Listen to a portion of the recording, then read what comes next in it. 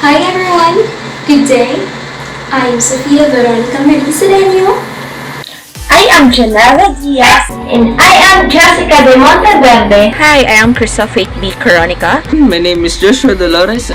And we are your educators for today's topic about research-based principles in language teaching by H. Douglas Ryan, 1994.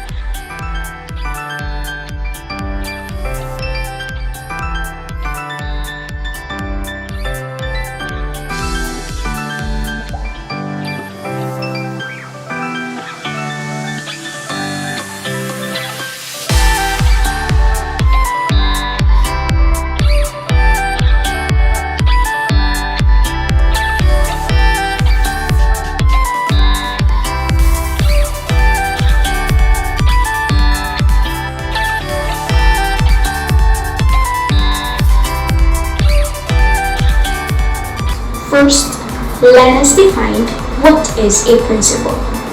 A principle is the foundation that serves as the guide for evaluation of something or someone.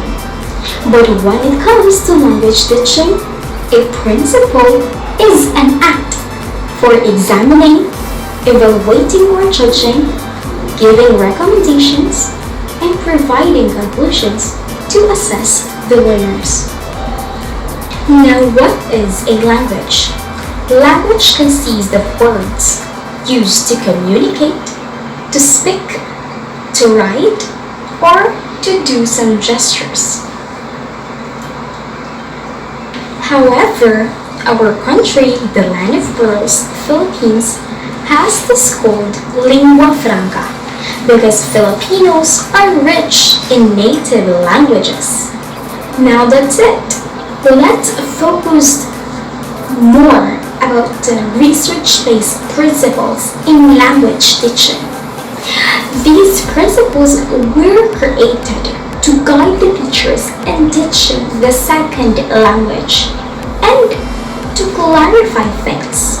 First, who, what, when, where, why, and how.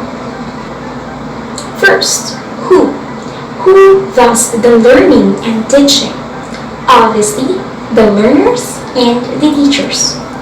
What must the learners learn and what must the teachers teach? When does the second language to be acquired or must be acquired? Where the children or students or even learners start attempting to acquire the second language. Why does the learners need to acquire the second language? And how the learners learn the language or to be successful in learning the second language. With these, learning second language is a very long process, most hands-on and a complex undertaking because it affects your whole being to be a better individual and to be a morally upright person. Without further ado, research-based principles in language teaching has 12 principles, but let's focus on the 3 of it, specifically the self-confidence, risk-taking, and the language-culture connection. But first, let us have the self-confidence that will be tackled by our co-member in Group 3, GENEVA DIAZ. GENEVA! Thank you, Sophia. I am GENEVA DIAZ, and now we will be discussing about self-confidence. What is self-confidence? Okay, self-confidence is about your skills and abilities. It means you accept and trust yourself and have a sense of control in your life. You know your strengths and weaknesses well, and you have a positive view of yourself. This principle is centered in the idea that the development of a learner's self-esteem is a major factor in learning second language, as it propels students to accomplish challenging tasks, leading to the eventual attainment of the goals of our curriculum. Self-confidence is very important because confidence is believing in yourself and how you can handle yourself in every situation. And having a self-confidence can boost our self-esteem. And if you are confident, people will believe in you, and it helps to connect with other people. And being confident helps us to be happier and being contented and satisfied with our life. As a student, it is important to have a self-confidence because that's the key that we can achieve the success in our life. It is the tool that helps us manage our own problems and learn from our mistakes and try again. We should accept failure and take more chances because that is part of our life. Believing in yourself allows you to rise up and reach your potential. Because when you believe in yourself, you are more likely to take action, to stand up and seize the moment. Being confident allows you to stand up for yourself in a fair and consistent manner because self-confidence lets you know your limits and test them. By stretching your limits, you increase them and you are stronger than you think.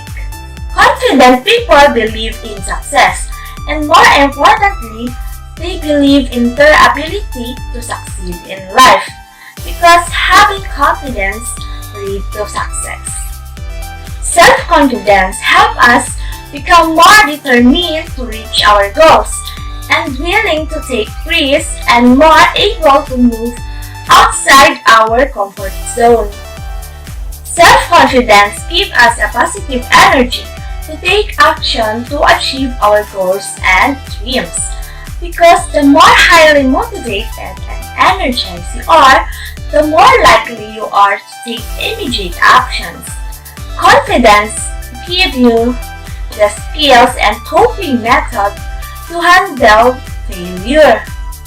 Self-confidence doesn't mean you won't fail sometimes, but you know you can handle challenges and not be crippled by them even when things doesn't turn out of what have you planned, but you will be able to avoid beating up yourself because you can handle the challenges. Without further ado, for more information, we have our co-member, Jessica. Thank you, Geneva. And I am Jessica DeMonteverde, and I will be discussing about a self-confident. According to Geneva said that self-confidence is an attitude about your skills and abilities. So I am here today to speak about a further information of self-confidence.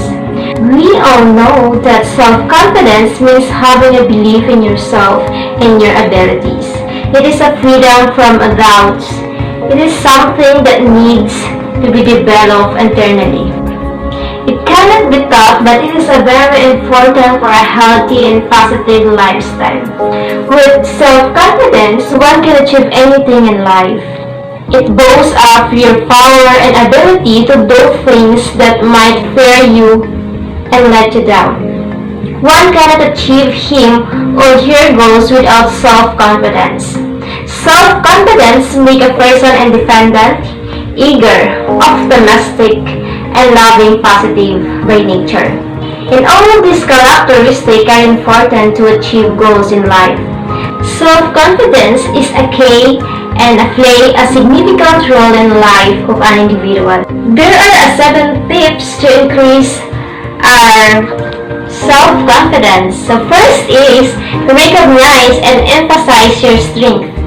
Reward and praise yourself for your effort and progress. When you stumble on an obstacle handle that yourself with kindness and compassion. Do not dwell on it. Do not dwell on failures.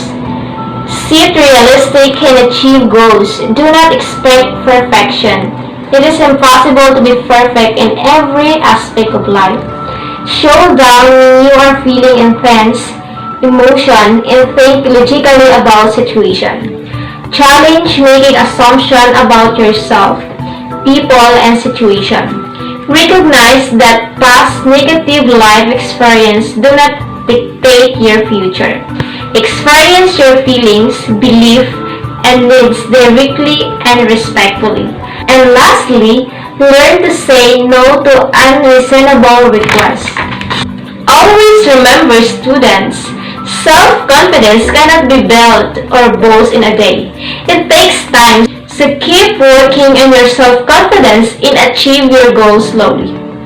Thank you for listening. Remember, do not be timid, but to have a self-confidence. For the next lesson, it will be explained by our co-member, Faith. Thank you, Jessica. Hi, I am CRYSTEL Faith B. CORONICA. I am going to discuss about risk-taking. What is risk-taking? As a learning as a second language can be very challenging, right? Teacher most instills in students that they become gamblers. So what is gamblers? Gambler is a person who takes a lot of high-risk chances. It just sense students are willing to produce and to interpret language that is a bit beyond tasks that are outside of their comfort zone. Taking a risk to achieve a goal requires courage to face the fear. No matter the outcomes, we grow through the process and become more resilient and confident. Now, for further details, here is our co-member, Sophia. Thank you, Faith. Now, once again, risk-taking is one of the best strategies that the learners must adopt, and that leads to adapt in learning the second language. In other words, risk-taking or taking risk is a significant tool that the learners must develop to, because they can go beyond their limits. It's like they are not afraid of committing mistakes and improving such learning. How can learners learn if they do not take risk? Makes sense. And as what Douglas Brown said, anyone who has learned a foreign language is acutely aware that second language learning actually necessitates the making of mistakes. If we never venture to speak a sentence until we were absolutely certain of its total correctness, we would likely never communicate productively at all. With that, as a continuous learner, I must learn that committing mistakes is understandable, but must correct it. It's okay to commit one, because every mistake needs to be corrected. And as a future educator, I will guide the students efficiently, and so they will learn effectively about the second language, or learning the second language, so they can learn more about it, they can understand, comprehend of what they are saying to go beyond of their comfort zone. Now from this moment, let's move on to the last lesson that we have, that will be tackled by our co-member Joshua Dolores, which is about the language culture connection. Joshua, please take the lead. Good morning, everyone. My name is Joshua Dolores, and I'm going to explain to you the language culture connection. So, in teaching a second language, students must also teach complex system of cultural customs, values, and ways of thinking and acting or feeling, which are all factors affecting language. Moreover, we must consider the factors affecting language. Students shows their complex system of cultural customs and values through language and the ways of how they think, feel, and act. Students and teachers must be connected. As a teacher, we should connect our classroom activities to the culture in which language is used. Whereas in conducting the classroom activities, teachers should also consider the objectives or goals, or shall we say, we should consider the objectives or goals of the course itself. So, in conducting the classroom activities,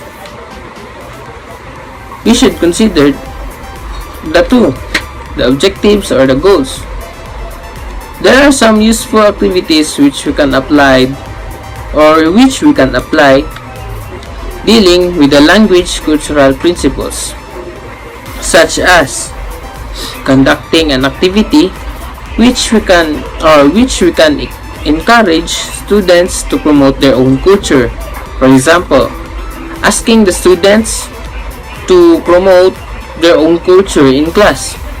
Second, conducting a cross-cultural discussion between the culture of the students, country, and the culture of the target language. So, I say that this type of principle must it's very difficult and challenging. So, as a teacher, we should think outside the box. For example, teachers should provide the materials which are free from gender bias, free from culture bias, and racism. So, it is very important that we should promote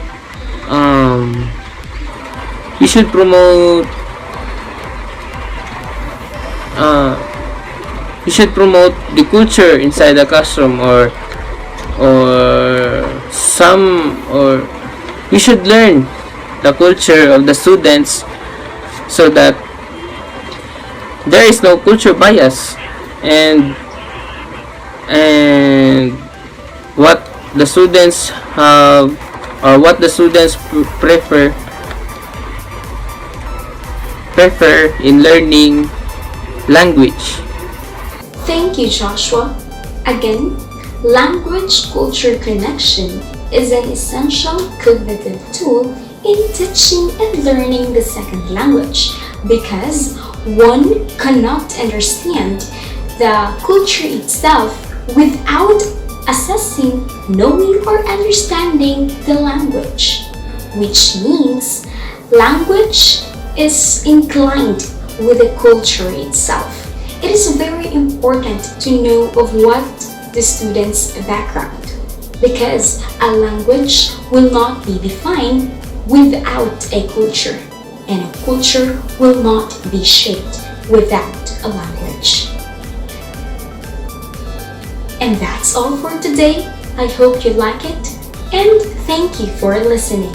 Again, I am SOPHIA VERONICA CEDENYO. We are your Group 3 educators. God bless us all. Thank you for listening. Click like! Thank you for listening and share. Please subscribe here. Thank you for listening. Write your comment below.